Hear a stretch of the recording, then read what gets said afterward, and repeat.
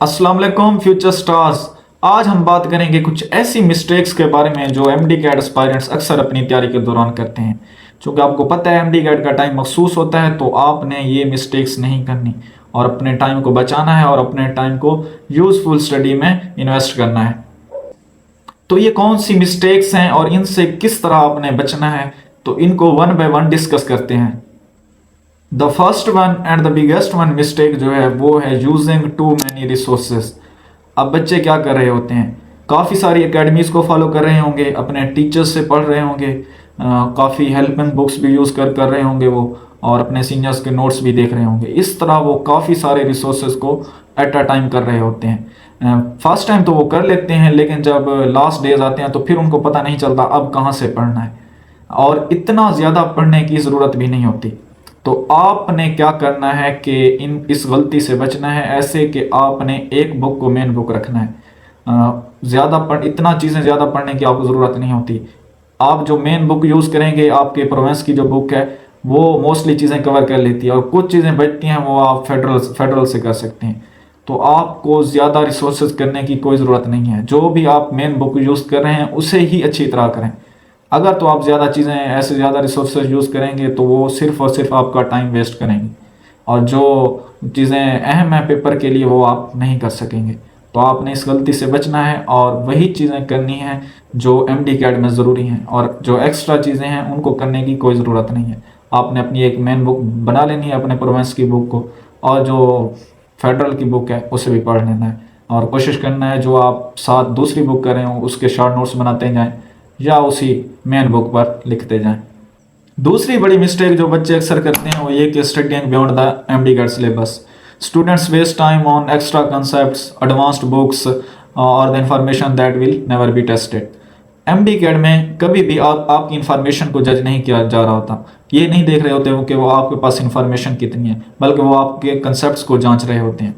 तो आपने इंफॉर्मेशन से ज़्यादा कंसेप्ट्स पर तवज्जो करनी है, और वही चीज़ें पढ़नी है जो आपके सिलेबस में शामिल हों। आपने अपने सिलेबस को स्ट्रिक्टली फॉलो करना है। आपने अपने सिलेबस को हार्ड फॉर्म में अपने पास रखना है, और वहाँ से टॉपिक्स देखने हैं और अपनी जो आपकी मेन बुक्स हैं उनसे करना है। एक्स्ट्रा चीज़ें करने की आपको कोई ज़रूरत नहीं है। आपके जो एमसीक्यूज़ बन के आने हैं वो आपके सिलेबस से ही आने हैं। अगर तो आप एक्स्ट्रा चीज़ों की तरफ जाएंगे और एक्स्ट्रा नॉलेज की तरफ जाएंगे तो वो आपका टाइम वेस्ट करेंगी, और इन चीज़ों का कोई फ़ायदा नहीं है। इन्फॉर्मेशन के लिए तो काफ़ी सारी बुक्स अवेलेबल हैं, तो आपने सिर्फ वही चीज़ें पढ़नी हैं जो आपको एमडी कैट में ज़रूरत है। आपने अपने डोमेन से बाहर नहीं निकलना। अगर तो आप अपने डोमेन से बाहर निकलेंगे तो आपको इसका नुकसान ही होगा। तो आपने अपने सिलेबस को स्ट्रिक्टली फॉलो करना है। तीसरी मिस्टेक जो बच्चे करते हैं वो ये कि focusing on reading instead of MCQs practice. अब बच्चे क्या कर रहे होंगे कि वो नोट्स भी पढ़ रहे हैं, बुक्स भी पढ़ रहे हैं, काफ़ी मटेरियल उन्होंने पढ़ लिया है, लेकिन वो साथ साथ एमसीक्यूज की प्रैक्टिस नहीं कर रहे।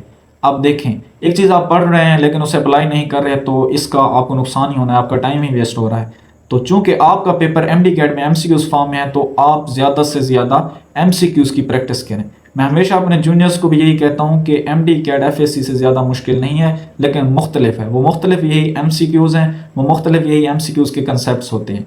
तो जैसे जैसे आप प्रैक्टिस करते हैं तो आपको पता लग जाता है कि पेपर कैसे आता है, आपकी एमडी कैट की तरफ अप्रोच अच्छी हो जाती है। ज़्यादा से ज़्यादा पास्ट पेपर्स की प्रैक्टिस करें ताकि आपको पता चले कि कैसे एमसीक्यूज़ आते हैं। तो आपने प्रैक्टिस को कभी भी इग्नोर नहीं करना। जैसे जैसे आप कोई चैप्टर पढ़ रहे हैं तो साथ साथ आप प्रैक्टिस भी करते जाएं। इस तरह आप ज़्यादा से ज़्यादा फ़ायदा हासिल कर सकेंगे। तो आपने प्रैक्टिस पर भी उतना ही तवज्जो देनी है जितना आप रीडिंग पर दे रहे हैं। फोर्थ मिस्टेक के बारे में बात करें तो वो है इग्नोरिंग वीक सब्जेक्ट्स। अब बच्चे क्या कर रहे होते हैं कि वो अपना मोस्टली टाइम उन सब्जेक्ट्स पर स्पेंड कर रहे होते हैं जो उनके फेवरेट हैं, जहाँ से उनके अच्छे नंबर आ रहे होते हैं, और उन सब्जेक्ट्स को इग्नोर कर रहे होते हैं जो मुश्किल हैं, जो उनको नहीं आते। आपका जो भी वीक एरिया हो आप सबसे पहले उसे कवर करें। मैं अपनी मिसाल दूं तो मुझे इंग्लिश थोड़ी मुश्किल लगती थी, मैंने उसे काफ़ी टाइम दिया और इंग्लिश मेरी बहुत ज़्यादा स्ट्रांग हो गई थी। तो आपका जो वीक एरिया है आपने उस पर ज़्यादा वर्क करना है, क्योंकि एक एक एमसीक्यूज एमडी कैट में काफ़ी इंपॉर्टेंस रखता है। आप जानते हैं कि पॉइंट्स से कैसे बच्चे रह जाते हैं। तो आपने जो वीक आपके सब्जेक्ट्स हैं उनको इग्नोर नहीं करना, आपने उनको ज़्यादा टाइम देना है। जब आप उनकी तैयारी अच्छी हो जाए तो फिर आपने सब सब्जेक्ट्स को बराबर टाइम देना है।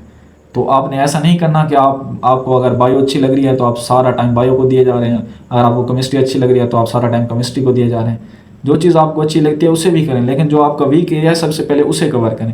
उसे कवर करने का बेस्ट तरीका यही है कि आप उसे ज़्यादा टाइम दें, इस तरह आपकी तैयारी अच्छी हो जाएगी। फिफ्थ मिस्टेक जो बच्चे करते हैं वो ये कि नॉट रिवाइजिंग रेगुलरली। अब बच्चे क्या कर रहे होते हैं कि वो न्यू चैप्टर्स को पढ़ रहे हैं लेकिन जो उन्होंने पहले पढ़े थे उनको भूल रहे हैं due to lack of revisions. तो आपने ये गलती कभी भी नहीं करनी, आपने रिविजन्स पर ज़्यादा से ज़्यादा तवज्जो देनी है। जितना ज़्यादा आप रिवीजन करेंगे, एक कंसेप्ट आपके माइंड में तभी बैठता है जब आप ज़्यादा से ज़्यादा रिवीजन करते हैं। अगर आप पढ़े जा रहे हैं और रिवाइज नहीं करें तो इसका कोई फ़ायदा नहीं है। तो आपने रिवीजन्स को इग्नोर नहीं करना और ज़्यादा से ज़्यादा आपने रिवीजन्स करनी है। रिवीजन के लिए भी मैं आपको बेस्ट तरीका बता दूं कि आप एक तो सुबह के टाइम कोशिश करें रिवीजन करें, क्योंकि उस टाइम माइंड फ्रेश होता है और आप ज़्यादा से ज़्यादा चीज़ों को अच्छी तरह रिवाइज कर सकते हैं। दूसरा ये कि अगर आप फर्स्ट टाइम एक चीज़ को पढ़ रहे हैं तो उनमें जो मेन पॉइंट्स हैं उनको या तो हाईलाइट करते जाएं या उनके शॉर्ट नोट्स बना लें। अगर आप ये कर लेंगे तो जब आप चीज़ों को रिवाइज कर रहे होंगे तो फिर से सब कुछ नहीं पढ़ना पड़ता। मेन पॉइंट्स फिर आप जो आपने हाईलाइट किए होंगे, जो आपने नोट्स पर लिखे होंगे, वो आप कर लेंगे। इस तरह आपका काफ़ी टाइम बच जाएगा और आपकी जो रिवीजन होगी वो भी फ्रूटफुल होगी।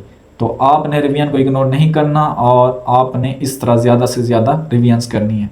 अगर तो आपका कोई क्वेश्चन है तो कमेंट सेक्शन में ज़रूर करें। एमडी कैट की गाइडेंस के लिए हमारा व्हाट्सएप ग्रुप ज्वाइन कर लें, लिंक कमेंट सेक्शन में दिया गया है। Thanks for watching. अल्लाह हाफिज़।